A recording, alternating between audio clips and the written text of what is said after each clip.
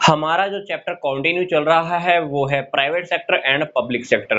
Video number 1 में हमने ये डिस्कस कर लिया है कि पूरे चैप्टर में हमको कौन-कौन से टॉपिक और कौन सी सीरीज में स्टडी करने हैं। तो अब हम डिस्कस कर लेते हैं चैप्टर का इंट्रोडक्शन। सिंपल सी बात है, जैसे कि एक कैंची को यूज करने के लिए उसमें 2 ब्लेडों का होना बहुत जरूरी है, उसी प्रकार से अगर आप एक देश की अर्थव्यवस्था को बहुत अच्छे से चलाना चाहते हो तो उसमें प्राइवेट सेक्टर और पब्लिक सेक्टर दोनों का रोल बहुत इंपॉर्टेंट होता है। क्योंकि अगर प्राइवेट सेक्टर और पब्लिक सेक्टर है एक देश की अर्थव्यवस्था में, तो उस देश की अर्थव्यवस्था को मजबूती मिलती है, वो देश बहुत अच्छे से चल पाता है। तो अब हम शुरू करने जा रहे हैं हमारा फर्स्ट टॉपिक, जो है प्राइवेट सेक्टर का क्या मीनिंग है। सिंपल सी बात है, ऐसी इंटरप्राइजेज जो प्राइवेट सेक्टर के अंदर हैं are in the form of the private ownership, मतलब ऐसी एंटरप्राइजेज जिनके ऊपर पैसे के मामले में मालिकाना हक प्राइवेट लोगों का होता है, मतलब प्राइवेट ओनरशिप होती है। प्राइवेट ओनरशिप का मतलब क्या? मतलब सेंट्रल गवर्नमेंट, स्टेट गवर्नमेंट का ओनरशिप के मामले में कोई कंट्रोल नहीं होगा। मालिकाना हक किसका है? प्राइवेट लोगों का। गवर्नमेंट का ओनरशिप के मामले में कोई कंट्रोल नहीं होगा। मतलब these type of the enterprises are fully owned by the private individuals. पूरा का पूरा कंट्रोल, पूरा का पूरा जो पैसा है, मालिकाना हक है, वो प्राइवेट लोगों ने ही लगाया हुआ है। तो सेंट्रल गवर्नमेंट या स्टेट गवर्नमेंट का ओनरशिप के मामले में कोई कंट्रोल नहीं होता। पर मैं आपको बता देता हूं कि अगर कोई भी प्राइवेट ऑर्गेनाइजेशन, प्राइवेट सेक्टर कुछ गड़बड़ी करता है तो उस केस में गवर्नमेंट को इंटरफेयर करना होता है। पर मैं यहां पर बात कर रहा हूं गवर्नमेंट का ओनरशिप के मामले में, मालिकाना हक के मामले में प्राइवेट सेक्टर के ऊपर कोई कंट्रोल नहीं होता। पैसा लगाने के मामले में गवर्नमेंट का कोई कंट्रोल नहीं होता, पर अगर प्राइवेट सेक्टर कुछ गड़बड़ करेगा तो गवर्नमेंट को इंटरफेयर 100% करना ही होता है। तो अब हम डिस्कस कर लेते हैं कि प्राइवेट सेक्टर के क्या फीचर्स हैं, क्या कैरेक्टरिस्टिक्स हैं। पहली बात है हमारी प्रॉफिट मोटिव। इस प्रकार की जो भी ऑर्गेनाइजेशंस होती हैं उनका टारगेट होता है प्रॉफिट कमाना। तो डेफिनेटली प्रॉफिट वो कमाने के लिए ही अपना बिजनेस खड़ा करते हैं। पर आजकल इस प्रकार के बिजनेस, इस प्रकार के प्राइवेट सेक्टर प्रॉफिट तो कमाते ही हैं, साथ साथ सोशल वेलफेयर की तरफ भी ध्यान देते हैं। जैसे सोसाइटी के लिए हॉस्पिटल बना देना, स्कूल बना देना, पार्क बना देना, किसी जगह का मेंटेनेंस खुद हैंड ओवर कर लेना, खुद के अंडर में ले लेना कि ये पार्क का, इस जगह का मेंटेनेंस मैंने खुद देखना है। तो डेफिनेटली प्रॉफिट तो कमाते ही हैं ये लोग, प्लस कुछ सोसाइटी के वेलफेयर की भी बात करने लगे हैं अब। टॉपिक नंबर 2 फीचर्स का, वो है प्राइवेट ओनरशिप। ये टॉपिक हम पहले भी डिस्कस कर चुके हैं। इस प्रकार की ऑर्गेनाइजेशन के अंदर जो पूरा पैसा लगा होता है वो प्राइवेट लोगों का लगा होता है, मालिकाना हक उन्हीं का खुद का होता है, इसलिए रिस्क भी पूरा वही फेस करते हैं। तीसरी बात है हमारी profit as evidence of success. इस प्रकार की ऑर्गेनाइजेशंस के अंदर क्या होता है, जितना प्रॉफिट होता है उस प्रॉफिट से यह पता लगता है कि वो ऑर्गेनाइजेशन कितनी सक्सेस हासिल कर रही है, क्योंकि प्रॉफिट ज्यादा, सक्सेस ज्यादा। तो सक्सेस होने का जो एविडेंस है, जो सबूत है, वो उसका प्रॉफिट है।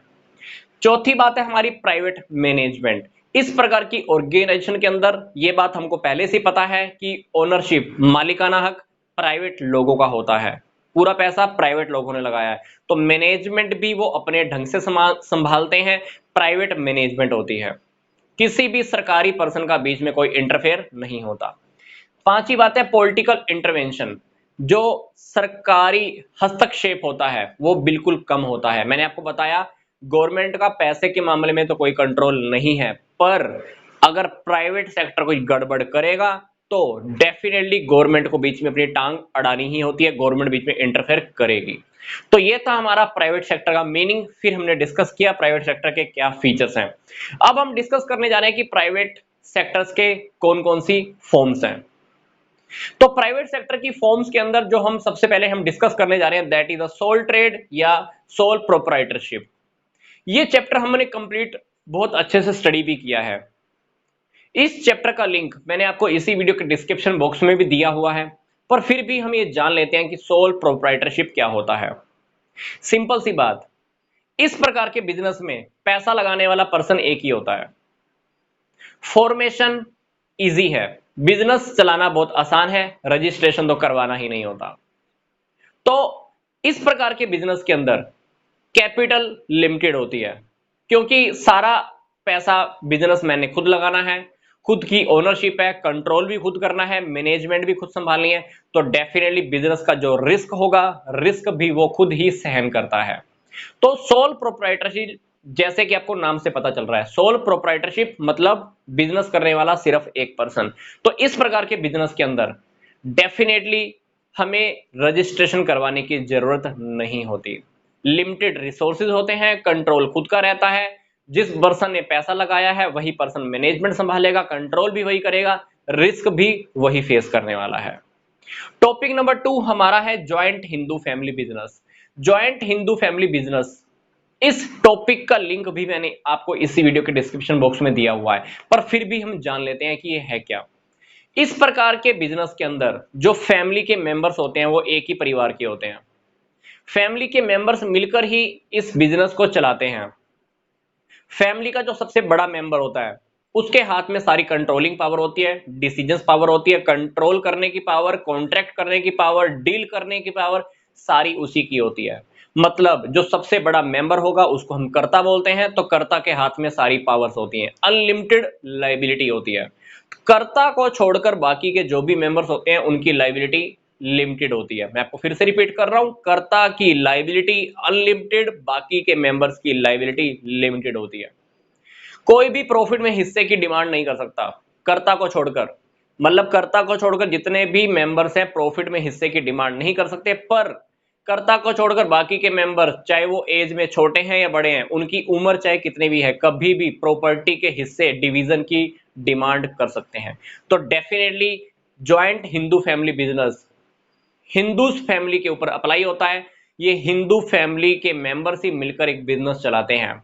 मेन मुखिया जिसको हम कर्ता बोलते हैं, कर्ता की देख रेख में सारे काम होते हैं, कर्ता ही सारे डिसीजंस लेता है, वो डिसीजंस फैमिली के बाकी मेंबर्स को भी मान्य होते हैं। नेक्स्ट हमारा टॉपिक है पार्टनरशिप। पार्टनरशिप के टॉपिक को लेकर भी मैंने लिंक आपको इसी वीडियो के डिस्क्रिप्शन बॉक्स में दिया हुआ है। फिर भी हम जान लेते हैं कि पार्टनरशिप है क्या। पार्टनरशिप जिसमें कम से कम 2 व्यक्ति और मैक्सिमम 50 लोग होते हैं।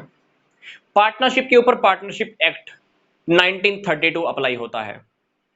ज्वाइंट हिंदू फैमिली बिजनेस के ऊपर ज्वाइंट हिंदू फैमिली का एक लॉ है, हिंदू लॉ कह सकते हैं, वो अप्लाई होता है, जबकि पार्टनरशिप के ऊपर पार्टनरशिप एक्ट 1932 अप्लाई होता है।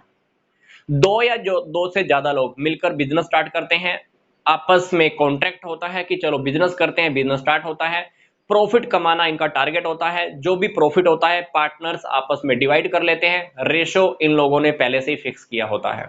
तो पार्टनरशिप का जन्म कॉन्ट्रैक्ट से होता है, क्योंकि पार्टनर्स आपस में मिलकर कॉन्ट्रैक्ट करते हैं और डेफिनेटली बिजनेस शुरू हो जाता है। तो बिजनेस होना बहुत जरूरी है, बिजनेस इलीगल नहीं होना चाहिए। मतलब किसी इलीगल काम को करने के लिए बिजनेस नहीं कर सकते, प्रॉफिट कमाना टारगेट होना चाहिए। सभी पार्टनर्स को प्रॉफिट में हिस्सा मिलना बहुत जरूरी है। पार्टनर्स केवल वही व्यक्ति बन सकते हैं जिनमें कॉन्ट्रैक्ट करने की पावर होती है। मतलब अगर कोई पागल है, दिवालिया है, या कोर्ट ने किसी पर्सन को अयोग्य घोषित कर दिया है, तो ऐसे व्यक्तियों को हम पार्टनर नहीं बना सकते। पार्टनर केवल वही व्यक्ति बन सकता है जिसमें अनुबंध करने की, मतलब कॉन्ट्रैक्ट करने की पावर है। तो ये थी हमारी पार्टनरशिप की बात। नेक्स्ट हमारा टॉपिक हम डिस्कस करें जॉइंट वेंचर।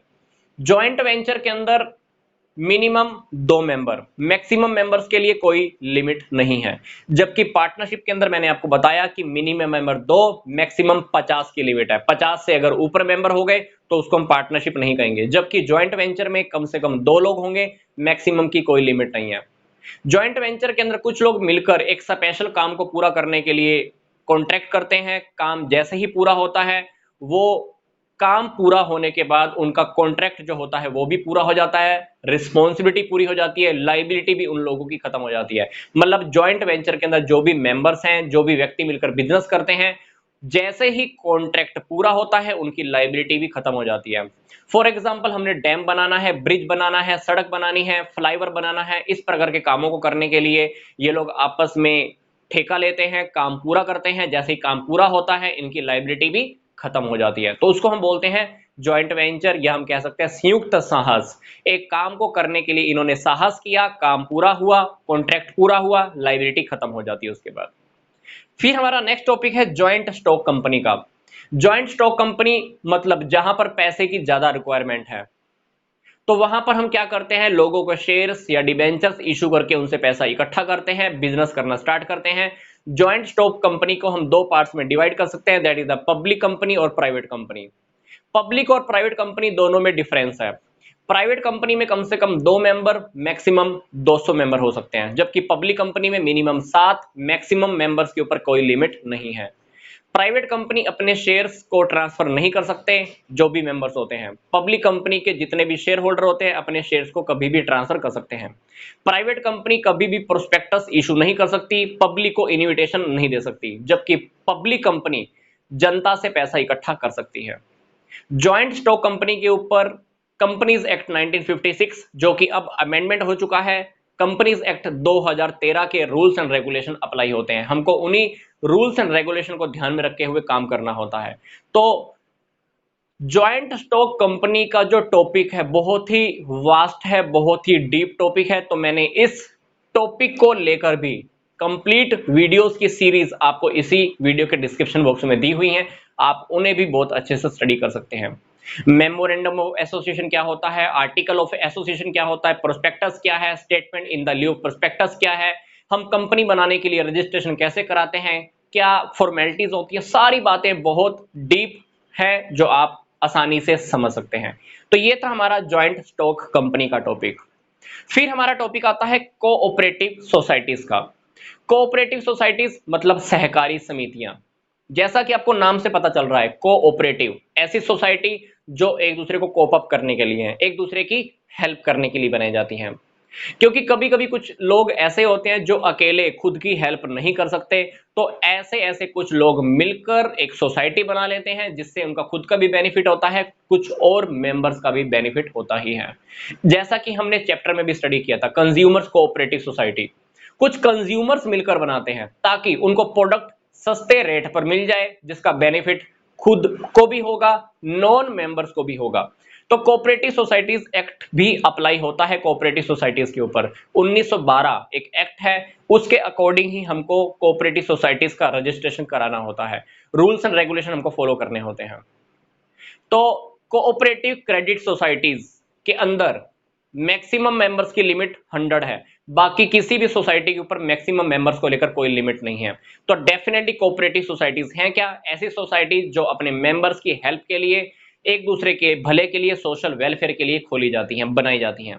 तो इससे मेंबर्स का भी बेनिफिट होता है, जो मेंबर्स नहीं है उनको भी बेनिफिट मिल ही जाता है। तो कोऑपरेटिव सोसाइटीज का टॉपिक अगर आप और ज्यादा डिटेल में स्टडी करना चाहते हो तो इसका लिंक भी मैंने आपको इसी वीडियो के डिस्क्रिप्शन बॉक्स में दिया है, आप उसे भी बहुत अच्छे से स्टडी कर सकते हैं। तो ये था हमारा कंप्लीट टॉपिक प्राइवेट सेक्टर को लेकर। प्राइवेट सेक्टर क्या है, क्या मीनिंग है, क्या बेनिफिट्स हैं, क्या फीचर्स हैं, फिर हमने डिस्कस किया कि इसकी क्या क्या फॉर्म्स हैं। नेक्स्ट वीडियो में इस चैप्टर को हम आगे कंटिन्यू करने वाले हैं। हम डिस्कस करेंगे कि पब्लिक सेक्टर क्या होता है, पब्लिक सेक्टर का मीनिंग, फीचर्स, फिर हम डिस्कस करेंगे पब्लिक सेक्टर की कौन कौन सी 3 फॉर्म्स हैं।